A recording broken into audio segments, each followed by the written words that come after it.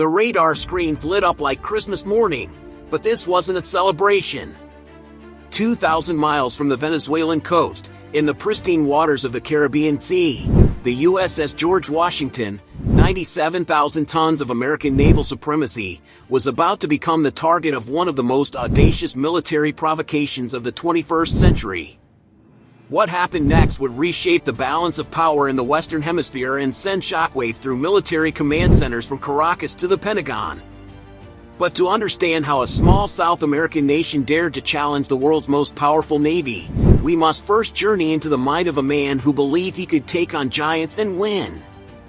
The year was 2019, and Venezuela was bleeding. Economic collapse had gripped the nation in an iron fist, with inflation soaring past 1,000,000% and basic necessities becoming luxuries that most could no longer afford. But in the halls of Miraflores Palace, President Nicolas Maduro saw opportunity where others saw catastrophe. With his grip on power loosening and international pressure mounting, he needed a distraction, something bold enough to unite his fractured nation behind him and demonstrate that Venezuela would not bow to foreign intimidation. The answer came in the form of a decades-old playbook: challenge American naval supremacy in waters that Venezuela considered its backyard. The USS George Washington had been conducting routine freedom of navigation operations, a careful dance of diplomacy and deterrence that the U.S. Navy had perfected over decades. These operations served multiple purposes: maintaining international shipping lanes, demonstrating American commitment to regional allies, and sending a clear message that no single nation could claim dominion over international waters. For the crew of 6,000 sailors and aviators aboard the massive carrier, this was supposed to be another standard deployment, a show of force wrapped in the language of international law. They had no idea they were sailing into a carefully orchestrated trap. The first sign of trouble came at 0400 hours on a Tuesday morning that would be remembered in naval history classrooms for generations to come. Chief Petty Officer Marcus Rodriguez, monitoring the carrier's air traffic control systems, noticed unusual activity on his screens.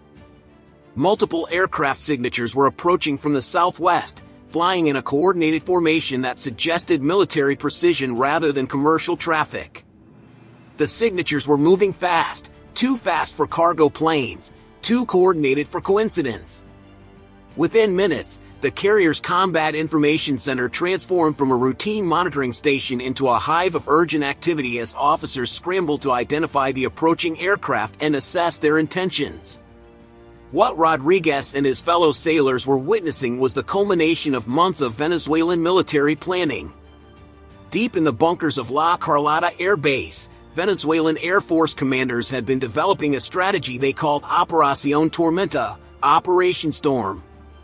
The plan was audacious in its simplicity and terrifying in its implications: send a squadron of Sukhoi Su-30 fighter jets to conduct aggressive reconnaissance flights around the American carrier, pushing the boundaries of international law to their absolute limit while maintaining just enough plausible deniability to avoid triggering an immediate military response.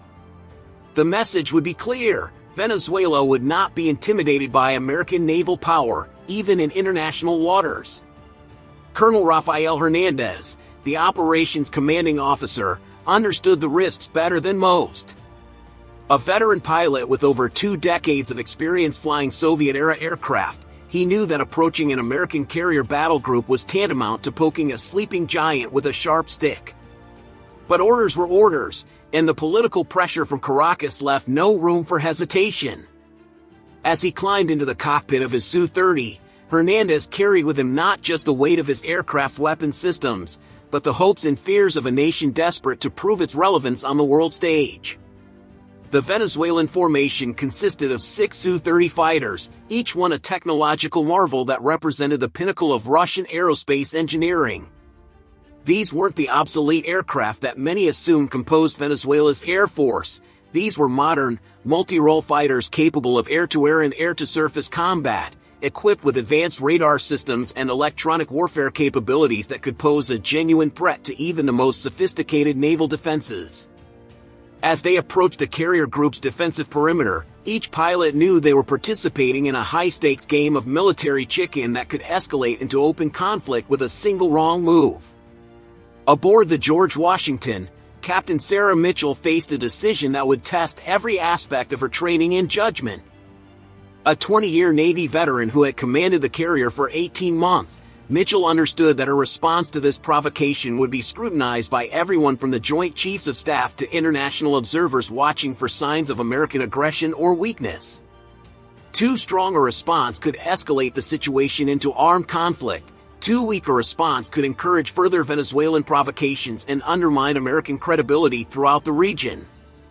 In the tense minutes that followed, she would need to navigate between these extremes while protecting her crew and maintaining America's strategic interests.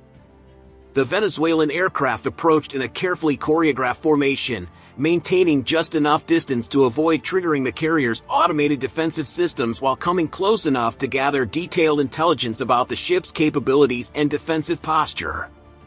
Each pass brought them closer, testing the Americans' resolve and pushing the boundaries of what international law considered acceptable behavior in international waters. The lead aircraft, piloted by Colonel Hernandez himself, descended to barely 500 feet above the ocean surface as it screamed past the carrier's port side, close enough for the Venezuelan pilot to make eye contact with American sailors standing on the flight deck.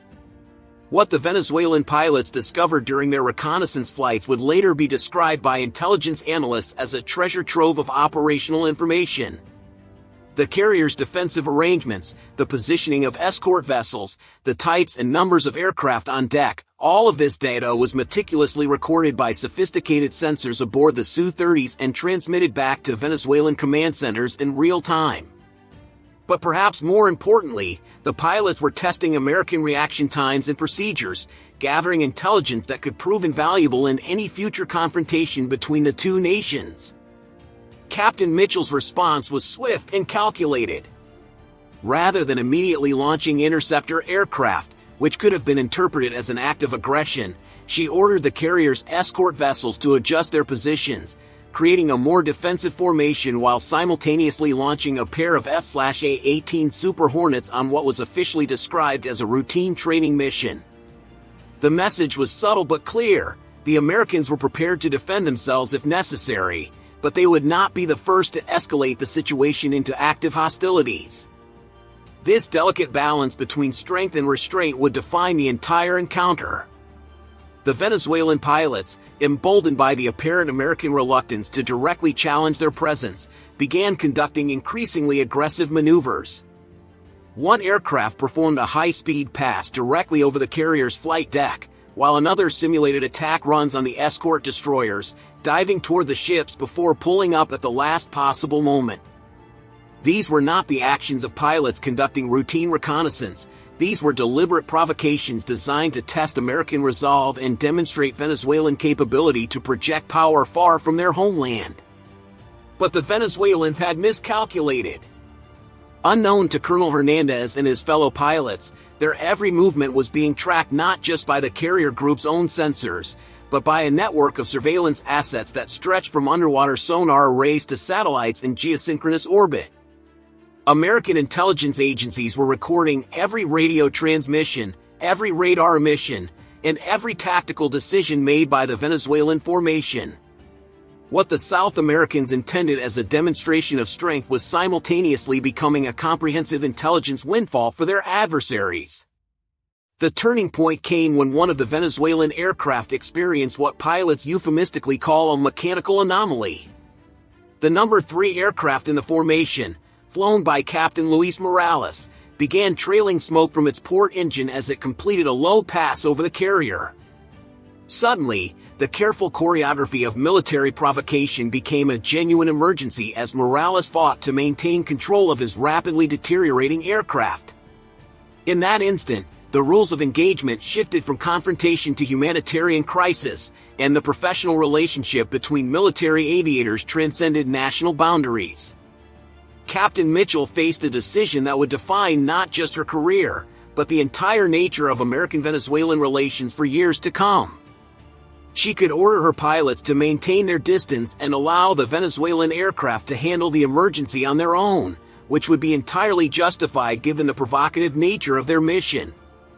Alternatively, she could authorize American assistance, potentially saving the life of a Venezuelan pilot while simultaneously demonstrating the professionalism and humanity that defined American naval operations. Her choice would speak volumes about American values and strategic priorities in a region where every action carried profound political implications. Without hesitation, Mitchell ordered her pilots to provide assistance. The two American F-divided by a -18s, originally launched as a show of defensive capability, now became guardian angels for a distressed Venezuelan aircraft.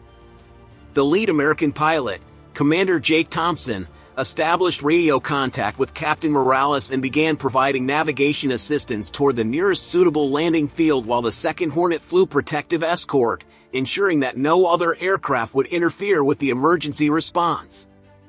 This spontaneous display of airmanship and international cooperation transformed a tense military standoff into a demonstration of the brotherhood that exists among all aviators, regardless of nationality. The Venezuelan pilot managed to nurse his damaged aircraft to an emergency landing at a small airfield on the island of Martinique, where French authorities provided immediate assistance. The successful outcome of the emergency highlighted the professionalism of both American and Venezuelan aircrews, but it also exposed the inherent risks of conducting such aggressive military operations far from home base. Captain Morales would later describe the American assistance as the difference between life and death, a sentiment that would complicate the political narrative that Venezuelan leadership hoped to construct around the incident. Back in Caracas, President Maduro's response to the incident revealed the complex calculations underlying Venezuelan strategy.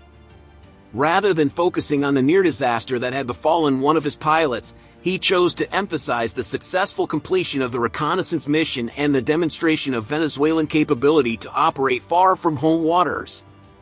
In a televised address to the nation, he declared that Venezuela had looked the American empire in the eye and did not blink, framing the encounter as a victory for Venezuelan sovereignty and independence. This political spin ignored the reality that American restraint and professionalism had prevented the incident from escalating into a much larger conflict. The American response was markedly different in tone and substance.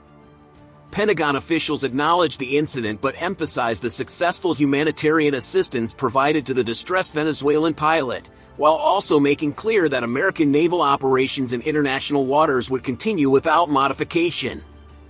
The contrast between Venezuelan bombast and American understatement highlighted the different strategic objectives each nation hoped to achieve through the encounter. Where Venezuela sought headlines and domestic political advantage, America prioritized stability and the maintenance of international norms. Intelligence analysis of the incident revealed layers of complexity that extended far beyond the immediate confrontation between aircraft and naval vessels. The Venezuelan operation had been supported by Cuban intelligence assets and Russian technical advisors, suggesting a coordinated effort by multiple nations to challenge American naval supremacy in the Caribbean. Electronic intercepts revealed that the timing of the operation had been carefully chosen to coincide with American domestic political distractions, maximizing the potential for the incident to go unnoticed by American media and political leadership. This strategic coordination indicated that the confrontation was part of a larger pattern of authoritarian cooperation designed to test American resolve in multiple theaters simultaneously. The long-term consequences of the incident extended far beyond the immediate tactical lessons learned by both sides. Venezuela had succeeded in demonstrating its willingness to challenge American power directly, but it had also revealed the limitations of its own military capabilities and the risks inherent in conducting aggressive operations without adequate safety margins. The near loss of an expensive aircraft and experienced pilot served as a sobering reminder that military bravado carries real costs, particularly for nations with limited resources and aging equipment. For the United States, the incident reinforced the importance of maintaining naval presence in international waters while highlighting the delicate balance between deterrence and escalation. The successful de-escalation of the confrontation demonstrated American professionalism and restraint, but it also raised questions about whether such restraint might be interpreted as weakness by potential adversaries. Military planners would spend months analyzing the incident, developing new procedures for handling similar provocations while maintaining the flexibility to respond appropriately to genuine threats. The human dimension of the story, the near disaster of the Venezuelan pilot and the American assistance that helped save his life, provided a counterpoint to the larger strategic narrative of international competition and military posturing. In an era of increasing polarization and zero-sum thinking about international relations, the spontaneous cooperation between American and Venezuelan aircrews served as a reminder that professional military personnel often share more in common with each other than with the political leaders who direct their operations. As the USS George Washington continued its deployment following the incident, its crew carried with them the knowledge that they had participated in a defining moment of 21st-century naval history. They had faced a direct challenge to American naval supremacy and responded with exactly the combination of strength and restraint that had made American naval power a force for stability throughout the world's oceans. But they also understood that this incident was unlikely to be the last such confrontation as authoritarian regimes around the world tested American resolve and capability. The ripple effects of this Caribbean encounter continued to influence military doctrine and diplomatic relations throughout the region. Intelligence services from multiple nations studied every aspect of the confrontation, analyzing reaction times, communication protocols, and decision-making processes to better understand how similar incidents might unfold in the future. The incident became a case study in military academies worldwide, demonstrating both the potential for rapid escalation in modern military encounters and the critical importance of professional restraint and humanitarian values in preventing such escalations from spinning out of control. The final question that emerged from this dramatic encounter in the Caribbean was not whether Venezuela had successfully challenged American power, but whether the United States had demonstrated sufficient resolve to deter future provocations while maintaining the moral authority that underpinned its global leadership role. In an interconnected world where military, political, and economic power intersect in complex ways, the line between strength and aggression, between deterrence and escalation, becomes ever more difficult to navigate. And in the clear blue waters where this confrontation unfolded, that line remains as contested and consequential as ever, waiting for the next test of will and wisdom that will define the future of international order on the high seas.